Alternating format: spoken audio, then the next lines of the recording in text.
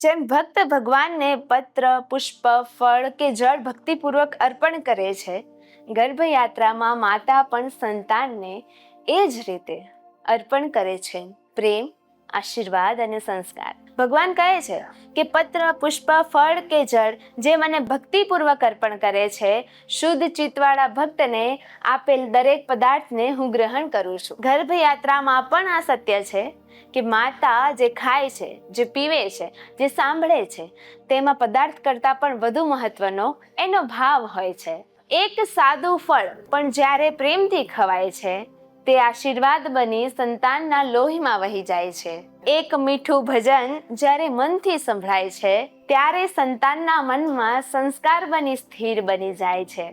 અને એક નાજુક સ્પર્શ જ્યારે કાળજીથી આપવામાં આવે છે, તે સંતાનના હૃદયમાં પ્રેમ બની વસી જાય છે. કારણ કે શુદ્ધ ભાવથી આપેલું ભગવાન સુધી પહોંચે છે અને ગર્ભમાં રહેલા સંતાનની આત્મા સુધી પણ.